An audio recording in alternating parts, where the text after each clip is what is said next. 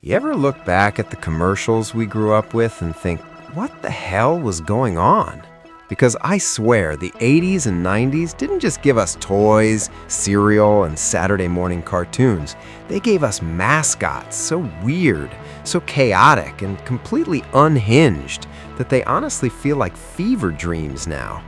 I mean, we had a dog, a literal dog named Spuds McKenzie, who somehow lived a better party life than half of Hollywood. Hawaiian Punch was out here casually socking people in the jaw. The Noid looked like a rejected horror villain who somehow got his own video game.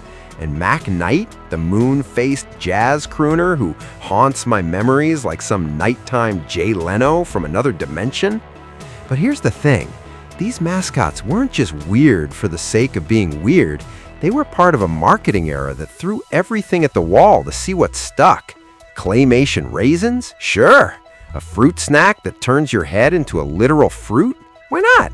A pizza villain in red pajamas? Absolutely. Bring it in. So today, we're diving into the bizarre world of retro mascots. The ones that entertained us, confused us, maybe traumatized us a little, but definitely left a mark. And along the way, I'll sprinkle in my own thoughts because trust me, I've been thinking about this way too much. Now, let's talk about Mac tonight, a mascot that is equal parts smooth jazz lounge and mild nightmare fuel. Yes, that's a crescent moon with sunglasses, a piano, and apparently a career in fast food marketing. Because if there's one thing we all think about when craving a Big Mac 8 p.m., it's a jazz-singing celestial body crooning about burgers. Honestly, I've always associated Mac Tonight with Jay Leno. And maybe that's intentional, because this guy's chin alone could have its own zip code. But beyond the uncanny resemblance, there's just something off about a moon telling me to eat dinner. It's charming, sure, but also a little surreal, like you're being recruited into a secret fast food cult under the cover of smooth piano music. I mean, Mac Tonight was slick, stylish, and weirdly charismatic. But looking back, it's easy to see why he faded into obscurity. How do you follow up a mascot that's literally a moon playing jazz for hamburgers? You can't. There's no next step. There's only moon jazz, forever etched in the nightmares or memories of 80s kids everywhere. And let's not forget, this was marketing genius disguised as weirdness. Mac Tonight didn't just sell burgers, he sold an experience. A cool, late-night jazz club experience with a side of fries. And somehow, that was enough to make McDonald's feel edgy. Mac Tonight is a perfect example of mascots as cultural products. He wasn't just a character, he was a reflection of the era. Flashy, slightly bizarre, and absolutely unforgettable. And even though he's largely gone now, he's one of those characters that sticks in your memory. Part nostalgia, part surreal fever dream. So, Mac Tonight, crescent moon, jazz legend, fast food icon, and proof that the 80s were a very weird time for marketing. Ah, Spud McKenzie, the bull terrier that taught America two very important lessons. One, dogs can party harder than you ever will. And two, apparently nothing sells beer like a dog surrounded by attractive humans. I mean, just look at him. Sunglasses, suit, a martini in paw, living his best life while the rest of us were stuck on our couches watching cartoons. Now let's just pause for a second. This was a dog, not a metaphor, not a guy in a costume, a literal dog. Bud Light thought, yeah, let's make him the poster child for our product. And then, of course, they threw in models and wild parties, because why not go full-on 1980s excess? Honestly, it always felt off to me. Here I am, a kid, seeing this on TV, and I'm thinking, wait, am I supposed to like the dog, the party, or the beer? The answer, as it turns out, was yes, all of it. And somehow it worked. Spud became iconic, even if the idea of a dog teaching responsible drinking is, well, let's just say ironic. And the marketing team doubled down. Toys, posters, even appearances in bars. Apparently, nothing screams classy advertising like a dog rubbing elbows with partygoers. Imagine trying to pitch that today. Yeah, we're going to make a dog the face of alcohol marketing. Trust me, it'll be fine. But here's the thing. Spud McKenzie wasn't just a weird ad gimmick. He's part of a larger trend in the late 80s, using mascots to humanize, or in this case, glamorize a product. And he worked because he was memorable. He's absurd, ridiculous, maybe a little inappropriate, but he's unforgettable. And that, honestly, is marketing genius disguised as sheer lunacy. So, Spud McKenzie, part dog, part party legend, all bizarre. And if you ask me, probably the only dog in history to make alcohol look like a VIP lifestyle choice. Gushers, the snack that perfectly summed up 1990s marketing. Sugar, chaos, and a hint of mild trauma. These little fruit snacks weren't just sweet. They were tiny fruit-filled pressure bombs ready to explode in your mouth, or apparently on your television screen.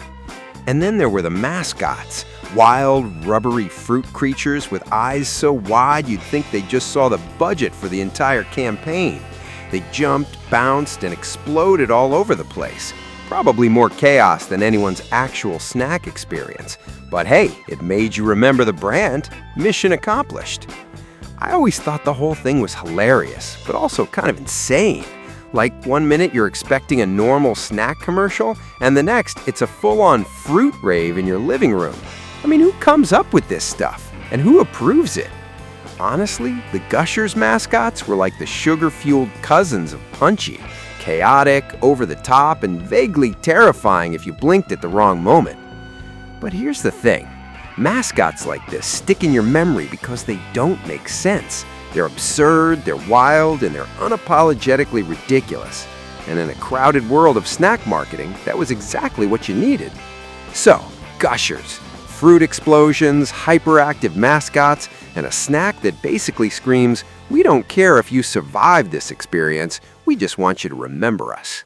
Next up, we have Punchy. And yes, that is his actual name.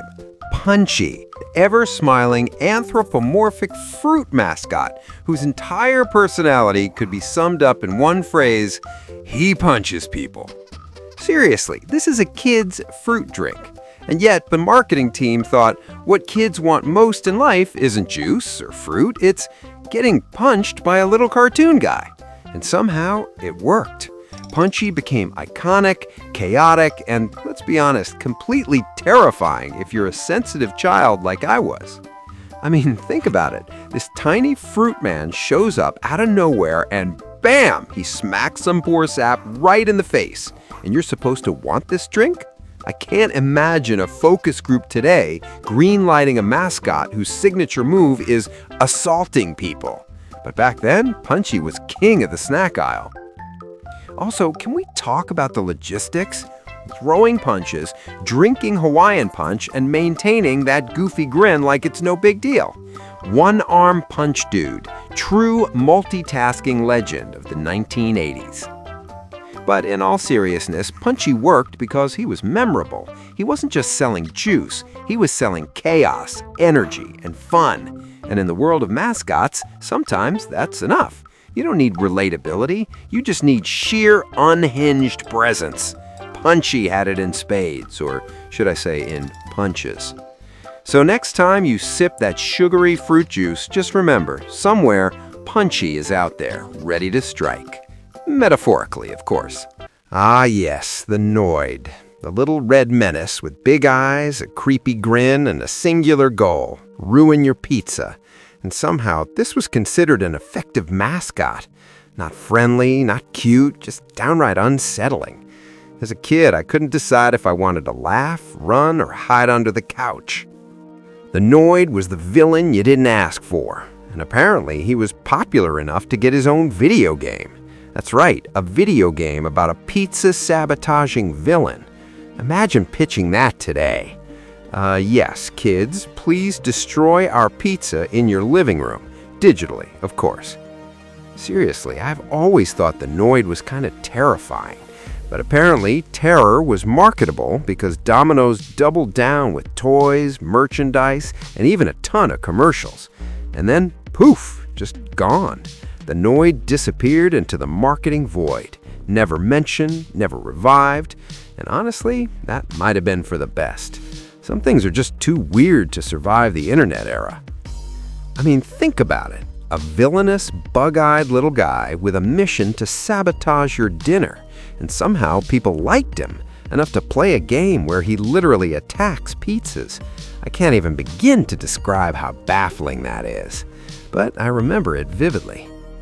The Noid represents an interesting trend in mascots. They didn't have to be likable to work. They just had to be memorable.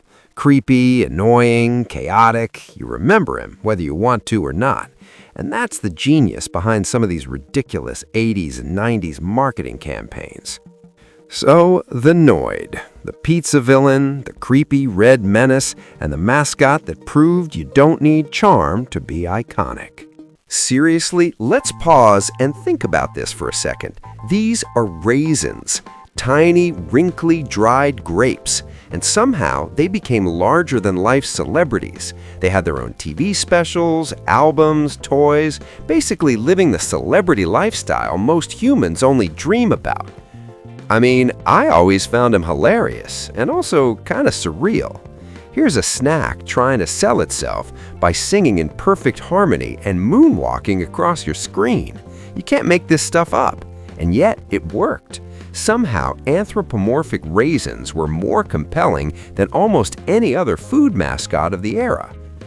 Also, the claymation is part of what makes them so unforgettable, that slightly stiff, jerky movement that only clay can provide. It's charming, yes, but also just a little creepy when you think about it. These raisins are literally dancing their way into your childhood nightmares. But here's the thing. California Raisins worked because they leaned into their absurdity. They weren't just a mascot, they were a full-on performance. And in the world of marketing, that's gold. They might be the strangest food mascots to ever achieve genuine stardom, but they did it with style, music, and just enough weirdness to be unforgettable. So, California Raisins, claymation legends, musical prodigies, and the only raisins I've ever willingly let entertain me.